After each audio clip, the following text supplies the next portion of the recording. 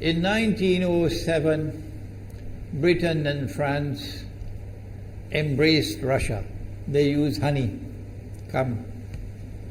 in a triple alliance, Britain, France and Russia. And the honey that they used to trap Russia was that if we win the war that's coming with the Ottoman Empire, you will get Constantinople, which is what Russia wants. But they promised Russia one thing through the front door, and they took it back through the back door, like what they did to the Arabs. These are people with PhDs in deception. If they tell you that the sun is shining, don't believe them. Go outside and look up in the sky, see whether the sun is shining. When the Russian army had fought in the First World War and had suffered the most losses, the brunt of the kill were Russians, and they were now winning the war, and the Ottoman Empire was collapsing, and the Russian army is only an arm's length away from Constantinople. They don't want Russia to get Constantinople. No. So what did they do? Russian Jews organized and executed the Bolshevik Revolution, which overthrew the Russian monarchy. They killed the Tsar and the whole family, overthrew the government, and took Russia out of the war. So the Russian army had to stop in its tracks and could not go to Constantinople. In other words, the Russian Jews stabbed Russia in the back. They did more than that. They brought communism. Communism is not Russian. These dum-dums don't understand that. Communism was created to destroy Russia. Why don't these dum-dums understand it? Communism is not Russian. Communism was created to destroy Russia, to destroy the Russian Orthodox Church. So they brought communism in the Soviet Union. And for the next 60, 70 years, this Zionist-created entity called the Soviet Union waged war on religion, waged war on the Russian Orthodox Church, killed the priests, closed down the monasteries and churches and so on. 60, 70 years. And then, when the appropriate time came and Israel came into being, it is this same Soviet Union which opened the doors for millions of Russian Jews to now migrate to Israel. If you go to Israel today, you might believe you're in Russia. So many people speaking Russian. These are the Russian Jews.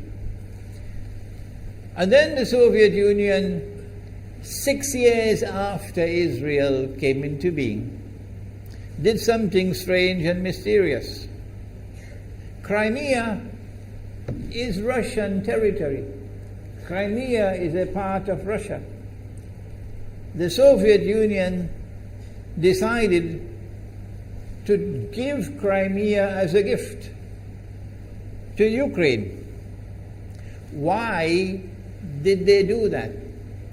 The historians don't tell you. So let Imran tell you. They gave Crimea to Ukraine in order to stab Russia in the back one more time. Because if Russia loses Crimea, it will enhance Israel's security. The Russian Navy is based in Crimea, and there's a straight line from Crimea to Constantinople. To get out of the Black Sea and to get into the Mediterranean Sea, you got to pass through the Bosphorus. And the city of Constantinople is located right there on the Bosphorus. So they gave Crimea as a gift to Ukraine. They never bothered to consult the people of Crimea and get their consent. No. They never bothered to seek the permission of the Russian people. No. But Washington doesn't want to hear that. The foolish man who now sits in the White House of the United States, the foolish man who would like to pretend that he's a man of wisdom, he doesn't want to hear. But what are the rights of the Russian people? Were they not violated? Do they not have the right to correct Iran and recover the territory which was unjustly taken away from them on Israel's behalf? Obama doesn't want to hear that. It's inconvenient for them. But in this masjid, we will expose whether it's convenient to you or not. They did more than that. Not only did they give Crimea to Ukraine, but earlier on they gave eastern Ukraine. Eastern, part of it is now eastern Ukraine was Russian. It was Russian. And the Soviet Union gave it as a gift to Ukraine. Why is it being given to Ukraine? Answer is that when the proper moment comes, the same people who brought the Soviet Union into being now have a method by which they can cause it to collapse. The method that they're using now in Venezuela, popular demonstrations, they did it in Egypt, they did it in Tunisia. They are masters of that. They did it with the Soviet Union. I used to think that the Soviet Union collapsed because of Allah's kindness. But I was wrong. No, it was the Zionists who brought down the Soviet Union because they didn't need it anymore. Like tomorrow they wouldn't need you anymore, Saudi Arabia. And they wouldn't need you anymore, Islamabad. When will you understand that? They'll just throw you to the dogs. You served them long enough. So they brought down the Soviet Union. Why? So that Ukraine might emerge as an independent state. That's danger for Russia. They've prepared the way. And now Ukraine emerges as an independent state. So the rope is around Russia's neck now. And from that day, when the Soviet Union collapsed, until yesterday, the relationship between Russia and Ukraine was always problematic. But the people of Ukraine still had the good sense and wisdom to appoint a government that was pro-Russian. The Zionists decided it's time for us to use our, the street demonstrations. And last October, November, December, the world witnessed Caracas all over again. And eventually, the Zionists got what they wanted. You have the money, and you can send in your special people, snipers who will kill, and so on, throw petrol bombs and so on. And eventually they got what they wanted. They created enough havoc. May Allah protect Malaysia from that. Ameen. Ameen. And the president of Ukraine fled. He's a democratically elected according to your method, Mr. Obama, according to your system. He's a legally elected president of Ukraine. And he had to flee. And these hypocrites in Washington and London and Paris who would like us to believe that they are honorable men. They are not. Instead of standing on the side of the legally appointed president and demanding the rule of law, they all showed their colors as hypocrites in immediately recognizing the new government in Ukraine. The new government in Ukraine is anti-Russian. That's what they wanted. That's why they brought down the Soviet Union, to bring in a Ukraine into being as independent state, and then to eventually get an anti-Russian government in Ukraine. If by Allah's kindness Putin had not intervened and been so spectacularly successful, this is what the plan would have been. The new government in Ukraine would have joined NATO, and Russia could not stop it. And when the new government in Ukraine joined NATO, NATO will then send its armed forces into Ukraine. It could include nuclear weapons.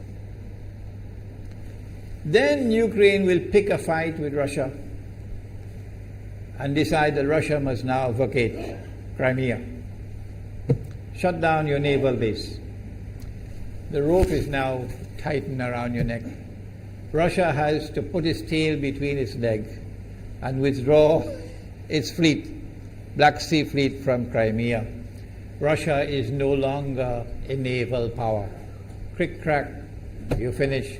And Israel will celebrate. That was the master plan. But Allah planned, and Allah's plan was successful. And it is time for the Muslim world to recognize and to see, I cannot influence governments, so what can I do? Don't bother, you waste your time with governments. But the people can understand that this was Allah's plan. They planned, the enemy planned for so long, and at the last moment Allah intervened. And Putin was able to get the people of Crimea to vote in a referendum. And they voted 90-something% in favor of returning to Russia. They were a part of Russia, and they want to return to Russia. So Putin was successful in delivering to the Zionist movement the first defeat it has ever suffered, significant defeat, in the more than 100 years since the Zionist movement was established. If that is not a sign from Allah, it's time for you to wake up.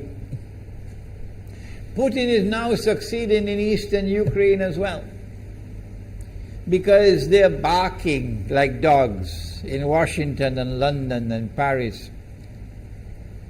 Barking. It is Russia which is doing it. It is Russia which is doing it in eastern Ukraine. Oh, but when the Ukrainian government send the Ukrainian armed forces into eastern Ukraine, they don't want to fight. They say, we will not fight our own people. They refuse to fight.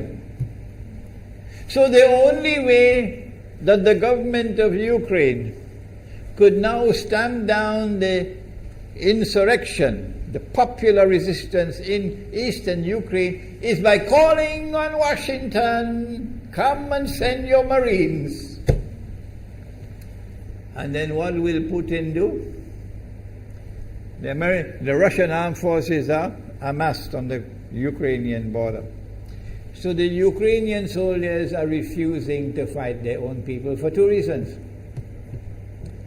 Number one, why should we do your dirty work for you? We're not going to fight our own people. That's not what soldiers are for.